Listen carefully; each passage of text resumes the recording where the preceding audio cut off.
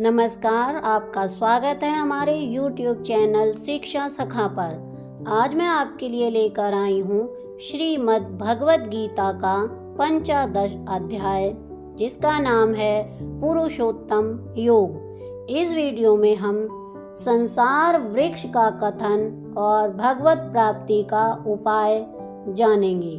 पिछली वीडियो में मैंने आपको श्रीमद् भगवत गीता का चतुर्दश अध्याय प्रकृति के 3 गुण के बारे में बताया था। अगर आप मेरे चैनल पर नए हैं और अभी तक आपने मेरे चैनल को सब्सक्राइब नहीं किया है तो प्लीज़ सब्सक्राइब कर लें।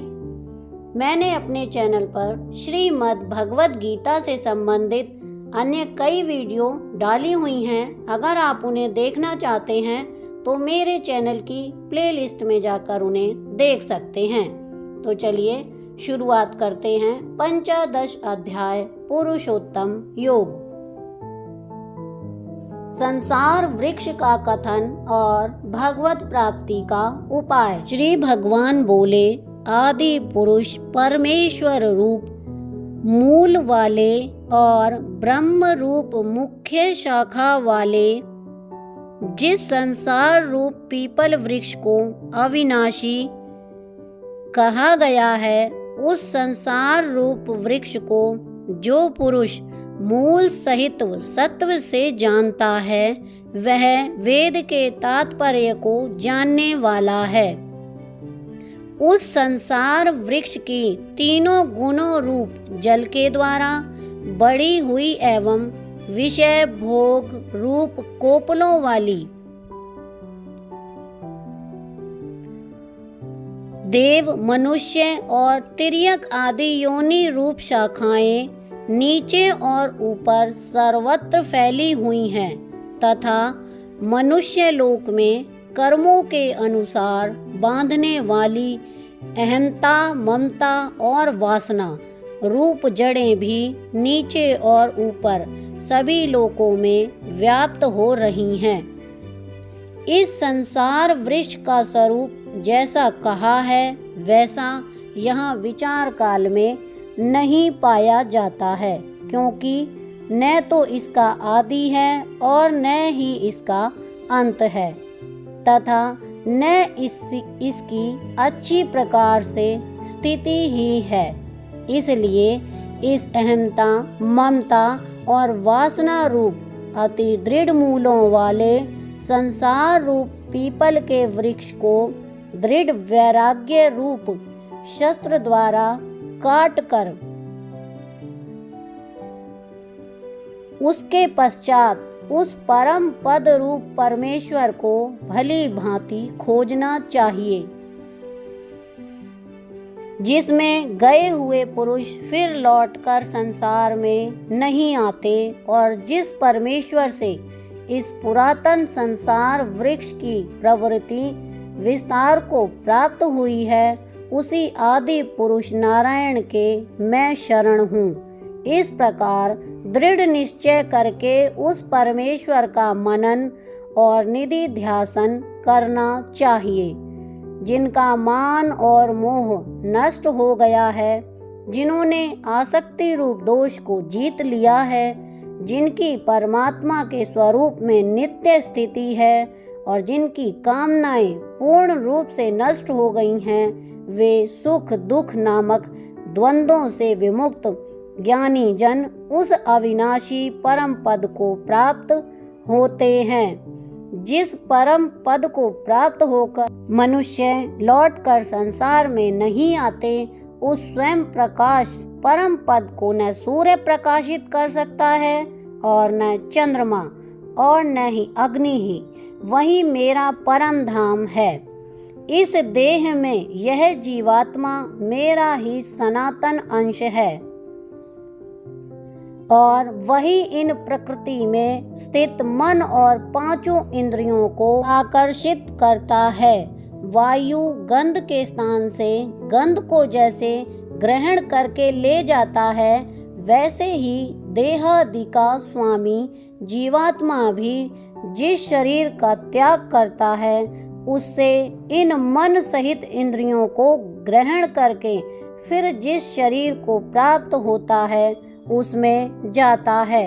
यह जीवात्मा स्रोत चक्षु और त्वचा को तथा रसना, घ्राण और मन को आश्रय करके अर्थात इन सब के सहारे से ही विषयों का सेवन करता है।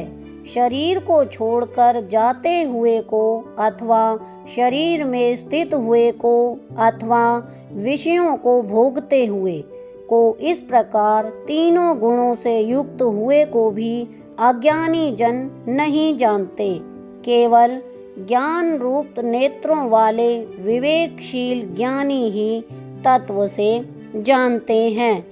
यत्न करने वाले योगी जन भी अपने हृदय में स्थित इस आत्मा को तत्व से जानते हैं, किंतु जिन्होंने अपने अंतःकरण को शुद्ध नहीं किया है, ऐसे अज्ञानी जन को यत्न करते रहने पर भी इस आत्मा को नहीं जानते।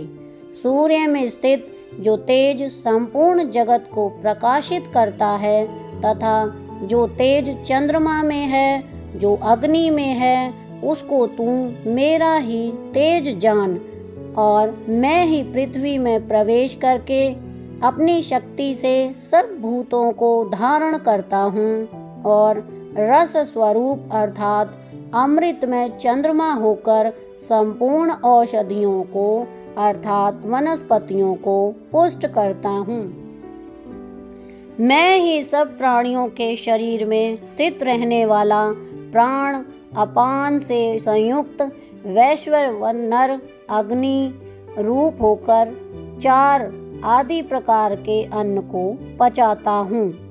मैं ही सब प्राणियों के हृदय में अंतर्यामी रूप से स्थित हूँ तथा मुझसे ही स्मृति, ज्ञान और अपोहन होता है और सब वेदों द्वारा मैं ही जानने योग्य हूँ तथा वेदांत का कर्ता और वेदों को जानने वाला भी मैं ही हूँ। इस संसार में नाशवान और अविनाशी भी ये 2 प्रकार के पुरुष हैं। इनमें संपूर्ण भूत प्राणियों के शरीर तो नाशवान और जीवात्मा अविनाशी कहा जाता है।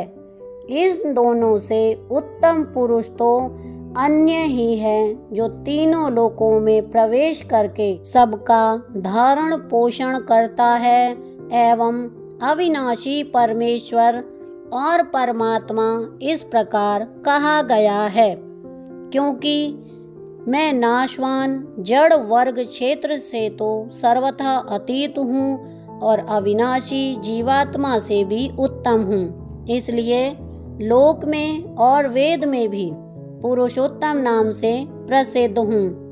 भारत, जो ज्ञानी पुरुष मुझको इस प्रकार तत्व से पुरुषोत्तम जानता है, वह सर्वज्ञ पुरुष सब प्रकार से निरंतर मुझ वासुदेव परमेश्वर को ही भजता है।